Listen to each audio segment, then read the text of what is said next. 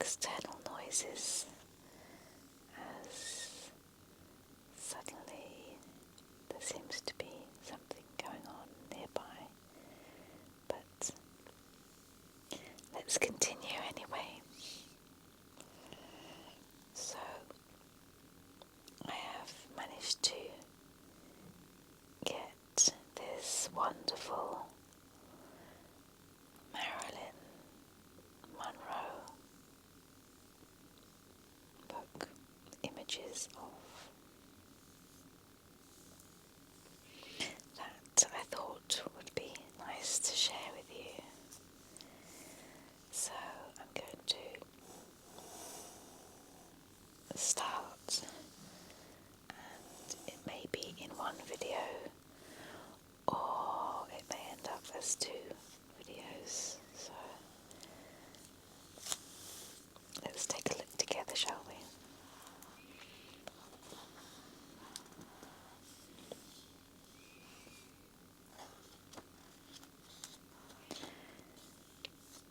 In a life that was cut tragically short at the age of just 36, Marilyn Munroe managed to establish herself as a cinematic legend and one of the most celebrated icons of the 20th century.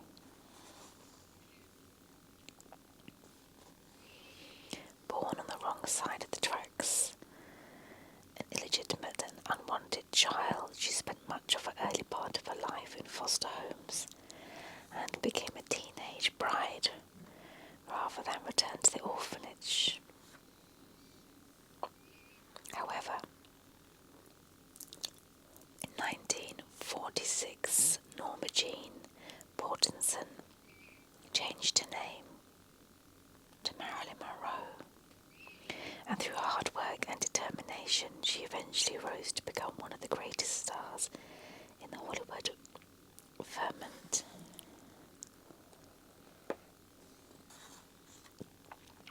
It seems that all Marilyn Munroe really wanted was to be loved and respected, and whilst at times she may have struggled to achieve those aims during her lifetime, today, nearly half a century after her death, she is almost universally adored, not just for her striking beauty, but for her intellect and artistry.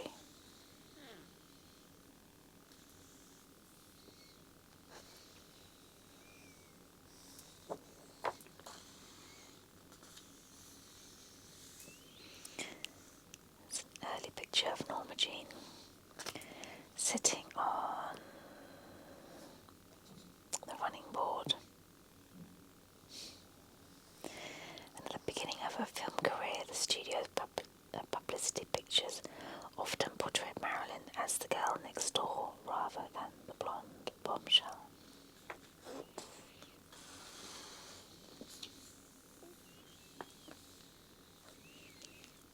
Marilyn has dinner with her second husband, Joe DiMaggio. The marriage was short-lived, Marilyn filing for divorce after only 9 months.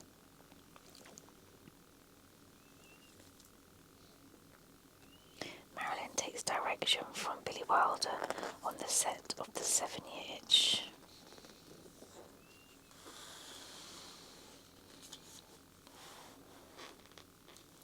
You can see, okay.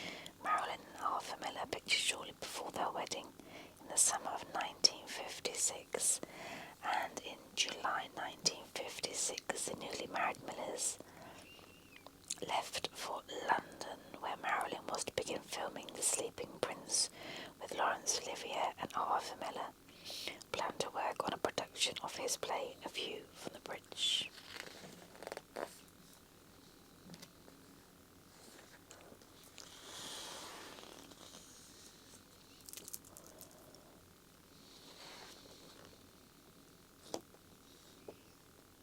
Marilyn could present many public faces, including the glamorous femme fatale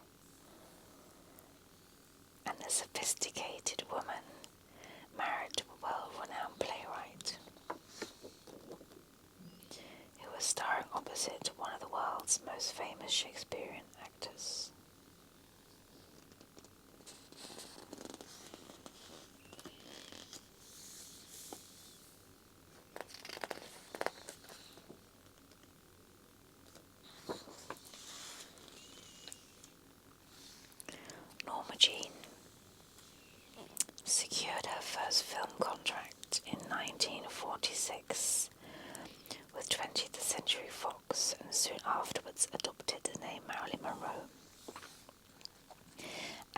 public relations exercise, the studio decided to circulate the story that Marilyn had been discovered whilst babysitting for a Hollywood casting director. The story was untrue, but provided the opportunity for some wholesome publicity photographs.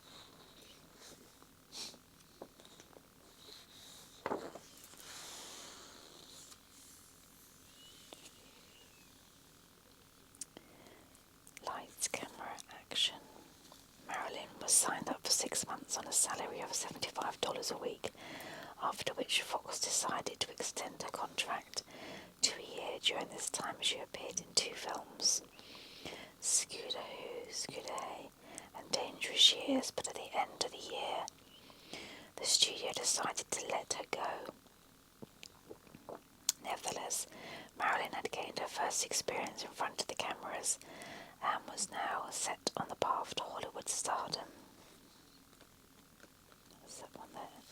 And then opposite here, Marilyn was undeterred when Fox decided against renewing her contract, and in addition to resuming her modelling work, she continued to audition for film roles wherever possible. Dedicated to her chosen career and keen to improve her prospects, she also continued to attend classes in acting, singing and dancing, all the while attempting to extend her Hollywood contacts.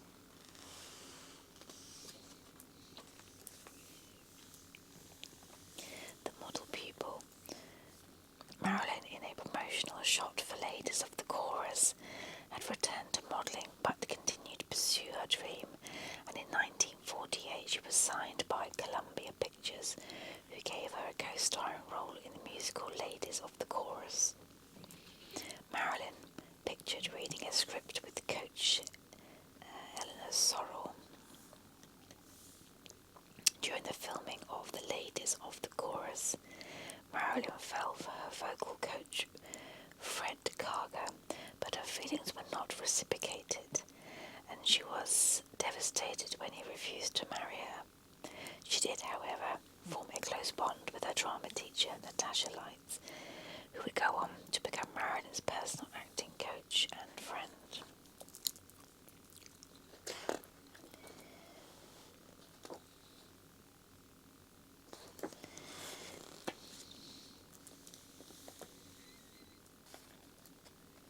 Although Ladies of the Chorus was still a low-budget B-movie, it was Marilyn's biggest role up to that point, and the film also provided with the opportunity to sing for the first time on screen.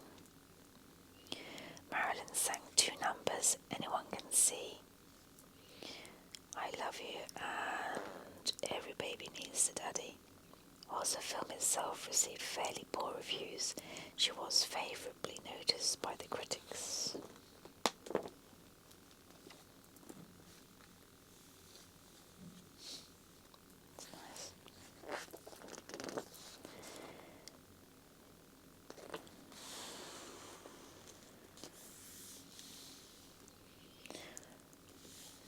Marilyn's love interest in the movie was Randy Carroll, played by Rand Brooks, and the tale was one of love bridging the social divide between their characters.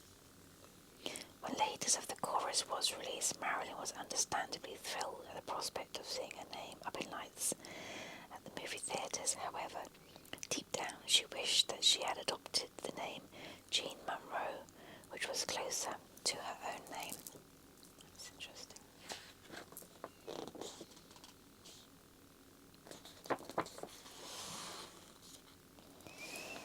She just looks so young and innocent in these, I think.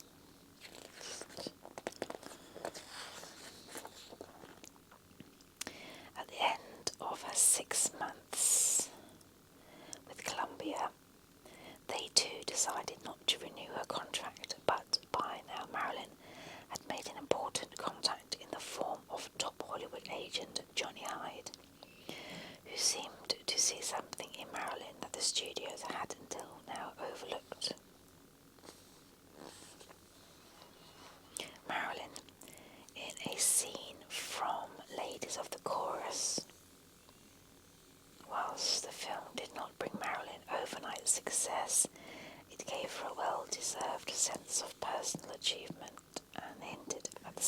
quality that she possessed.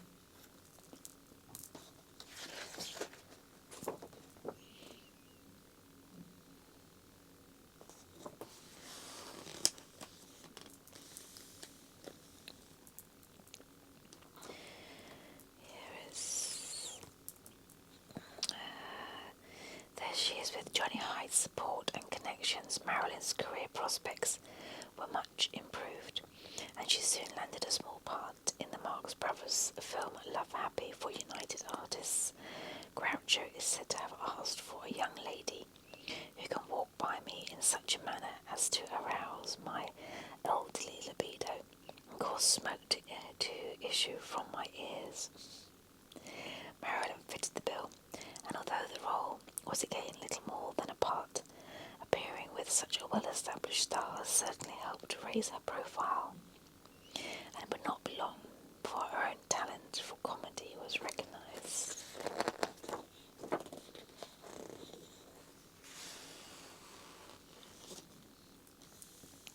Looking the part.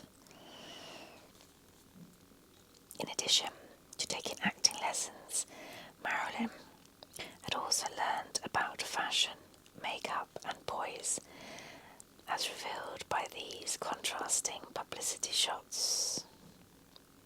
Finding herself without a studio contract once more, she continued to support herself by modelling, and in 1949 she posed naked for photographer Tom Kelly. As a still aspiring starlet, she passed unnoticed at the time, but a few years later, when the nude photograph of Marilyn was discovered on a calendar, it would spark controversy.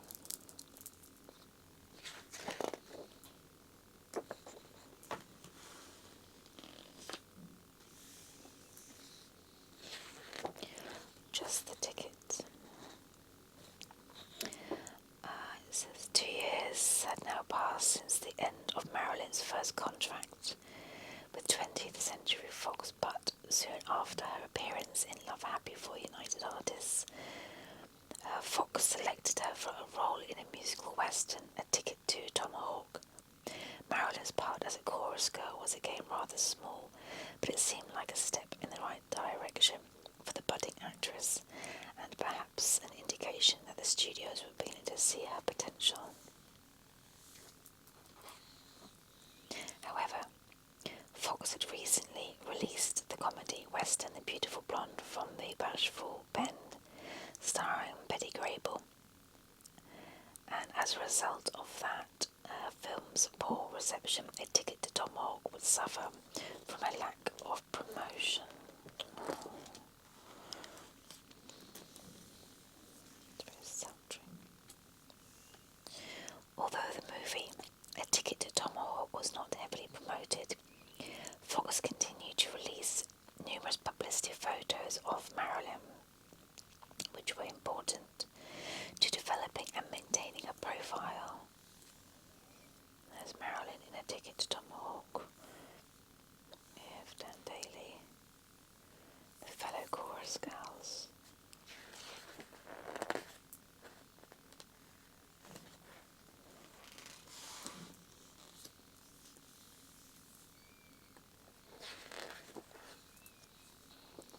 Cheesecake Queen. Marilyn had first been discovered by photographer David Conover in 1945 whilst working in a munitions factory when he was assigned to take pictures of the women engaged in war work. As her acting career gathered momentum, she continued to be a favourite pin-up with members of the armed forces. In 1950, the newspaper for US troops, Stars and Stripes, bestowed her on the title Miss Cheesecake, and she was also voted as the present all GIs would like to find in their Christmas stocking. In addition to posing for cheesecake photographs, Marilyn often supplemented her income in the early years by modelling for pin-up artists such as Earl Moran.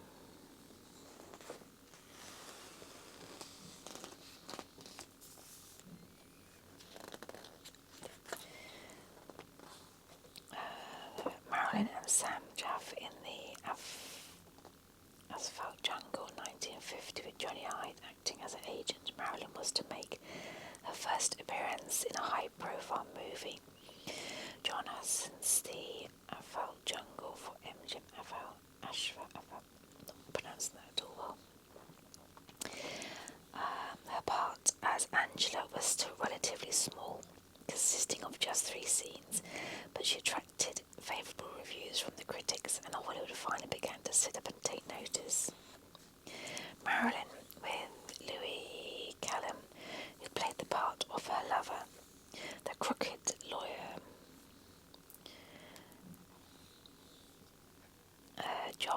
Turner decided against casting established movie stars in the film, which gave Marilyn the opportunity to shine.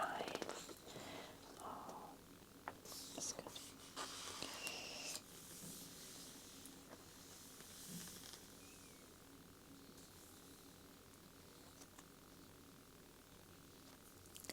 All About Eve.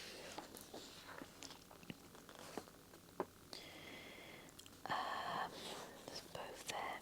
Following Johnny Hyde's advice, Marilyn was beginning to realise the importance of working with talented directors. Unfortunately, her role in Asphalt Jungle brought her to the attention of director Joseph Mankiewicz. He decided to cast her in his next movie for Fox, All About Eve, in which she was played the role of Claudia Caswell, an aspiring actress. The film, which starred Bette Davis and Anne Baxter, went on to get great success on its release in 1950, receiving 14 Academy Award nominations and winning Best Movie and Best Director. That's very good.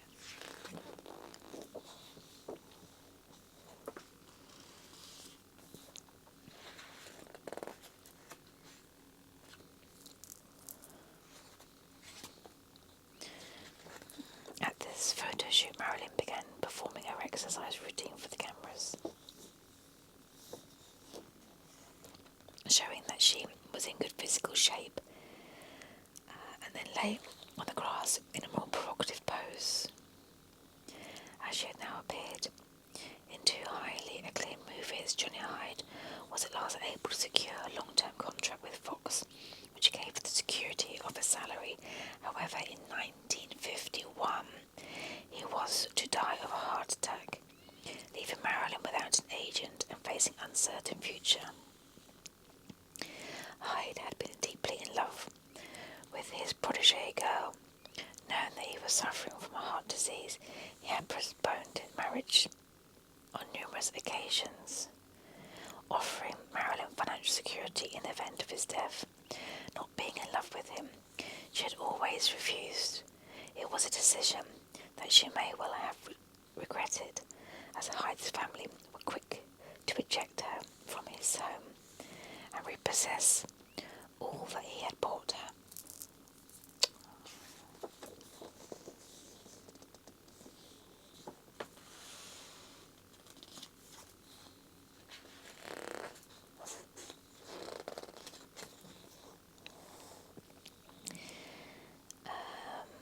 There we are. As still mourning Hyde's death, Marilyn was given a part in As Young As You Feel, in which she played a young secretary. During filming, she would be introduced to the playwright Arthur Miller for the first time. Marilyn appeared in several small roles for Fox in 1951 and was also loaned to RKO to work on the Fritz Lang's Clash by Night. The film gave her the opportunity to prove her ability as a serious actress, and as she was beginning to become something of a box office draw, she was giving a billing above the film's title. However, she continued to pose for pin-up photographs, on this occasion a Valentine picture of the US troops. I didn't think I'd be reading bits from it, but actually it's just so fascinating. I'm going to continue like this, which will mean this video will be spread over several videos. I hope you don't mind, but I hope you're going to enjoy it as much as I am. Marilyn, alongside David Wayne in the 1952's romantic comedy We're Not Married. The film featured such established names as Fred Allen, Zsa Zsa Gabor and Ginger Rogers, but a part was specifically created for Marilyn on account of her rapidly increasing popularity. Another Valentine's glamour shot. Despite her bungeeing career, Marilyn still considers such photo opportunities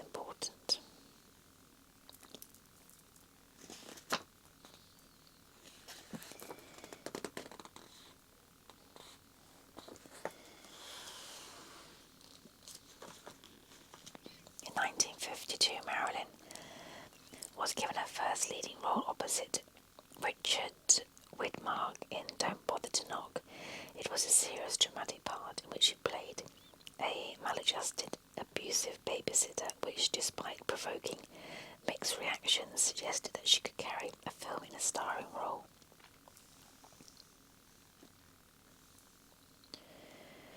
Marilyn helps out in a campaign to highlight the importance of being careful with fireworks before the 4th of July celebrations. Marilyn's figure looks almost boyish here, compared to the iconic images of the much more voluptuous Marilyn Munroe at the height of her career.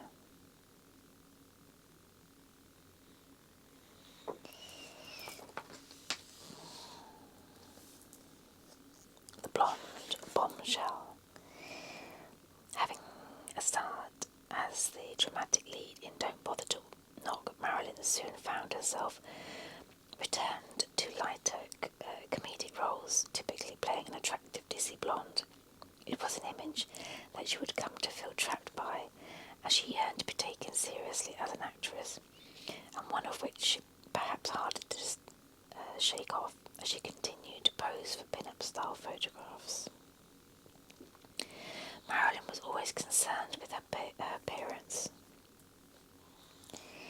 both on and off the set, but as her career progressed, her obsession with looking just right would often lead to her being late on set.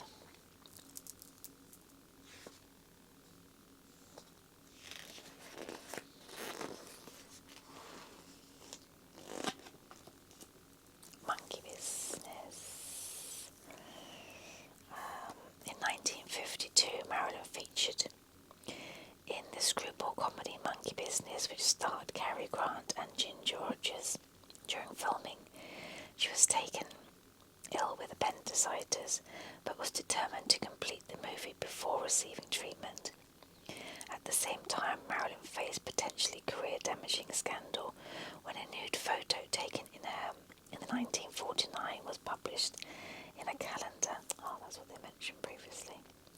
The executives at 20th Century Fox initially planned to deny that it was her, but Marilyn thought that honesty would be the best policy, and so gave an interview to a journalist explaining her actions. Far from provoking outrage, most of Marilyn's fans were sympathetic, and pictures from the shoot would go on to be used in the first edition of Playboy magazine.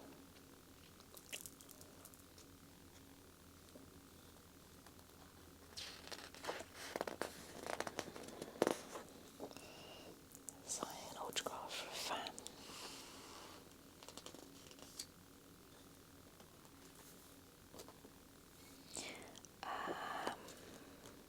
That side there. Baseball star Joe DiMaggio visiting Marilyn on the set of Monkey Business. The pair met for the first time just days after the story of Marilyn's nude photographs were broken to the press, and they were soon to be romantically linked. A contented Marilyn Munroe relaxes in the sunshine. Marilyn was pleasantly surprised by Joe's reserved demeanour and welcomed the security that he offered her.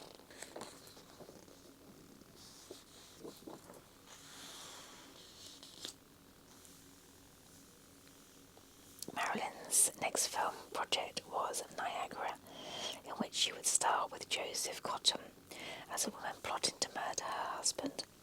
Some of Marilyn's sexually charged scenes outraged members of the Women's Clubs of America and had to be re-edited, but the movie certainly confirmed Marilyn's talent. Around this time, Joe DiMaggio also began to resent some of the Marilyn's more revealing publicity shots.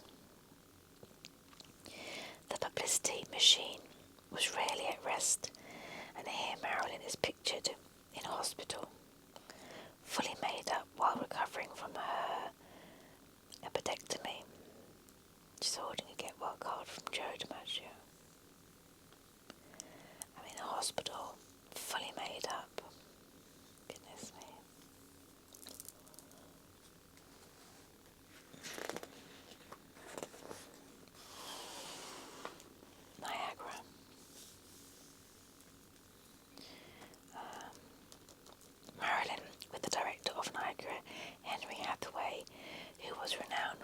losing his temper and raising his voice at actors on set. However, when it came to Marilyn, Hathaway was very protective of his star and seemed to bring out the best in her.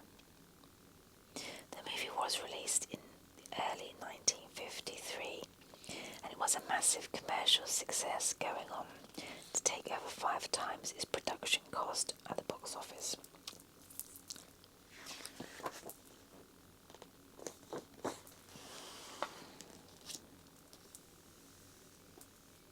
A highly polished performance. Both here and here. By the time of Niagara's release, Marilyn was busy working on her next movie, Gentlemen Prefer Blondes, playing showgirl Laura Lee in a role originally intended for Betty Grable. By now, Marilyn was earning over $1,000 per week, but that was nothing compared to her co-star Jane Russell, who could easily command 10 times that amount. The director of the film was Howard Hawks, with whom Marilyn had worked on Monkey Business, but in this film he seemed to elicit a more highly polished performance from her.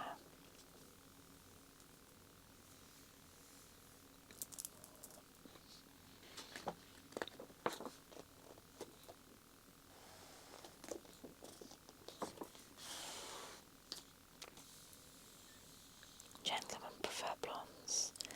Marilyn worked hard both on her acting and her dancing for the film, but her insecurities over the ability and appearance seemed to increase around this time, and she was frequently late into the set as a result. Co-star Jane Russell soon recognised the problem and would support Marilyn by collecting her from the dressing room. Marilyn also sought constant reassurance from her drama coach, Natasha Lights, who came to infuriate directors and fellow actors alike. There we are, that's Marilyn with Tommy Noonan as Playboy Gus Esmond in the scene from Gentlemen Prefer Blondes.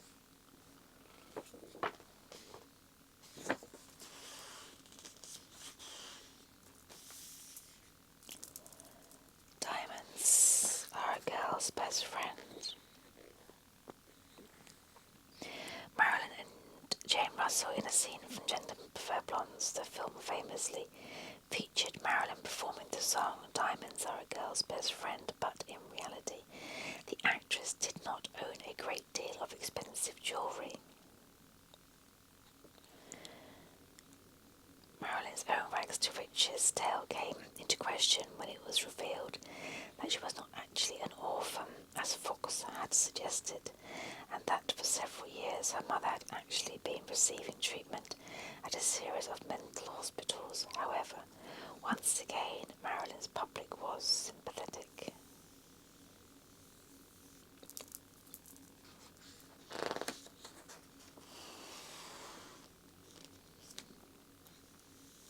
Marilyn wins an award. Marilyn with her stand-in from Gentlemen Prefer Blondes, Irene Crosby. The film was a great success upon its release, and Marilyn was awarded with a Photoplay magazine's Best Actress Award in 1953. As Jane Russell was able to help Marilyn in her performance in Gentlemen Prefer Blondes, but being married to an ex-football player herself, she was also able to offer Marilyn advice as to how to cope with Joe DiMaggio. DiMaggio had only recently retired from playing baseball, and Marilyn was unsure as to whether she should marry him.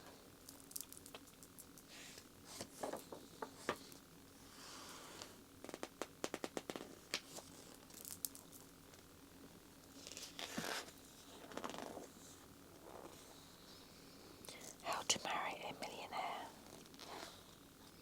Marilyn, as the short-sighted Paula Deboise in How to Marry a Millionaire, Marilyn was now becoming hot property, and just days after the completion of Gentlemen Prefer Blondes, she was to begin filming How to Marry a Millionaire with Betty Grable and Lauren Despite being exhausted by her schedule, she concerned about being typecast as a dumb blonde. Marilyn was to prove a talented comedic actress. And at the top here, Marilyn pictured giving an interview to reporter Fern Scott of United Press.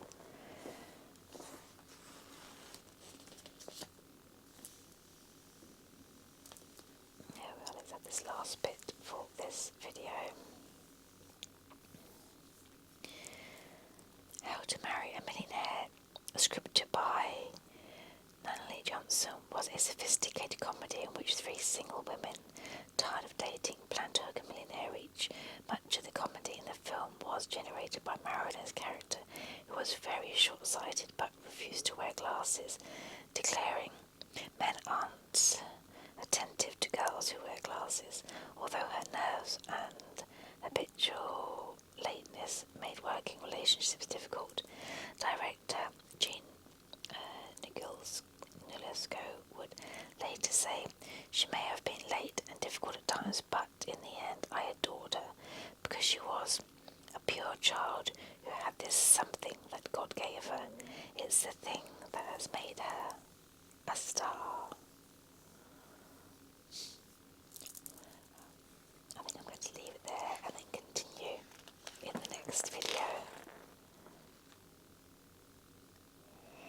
So I hope you're enjoying it as much as I am.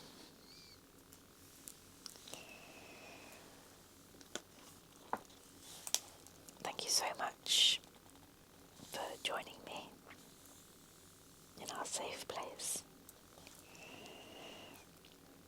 Please do take care of yourself, and I'll continue with the book and hopefully see you again very soon.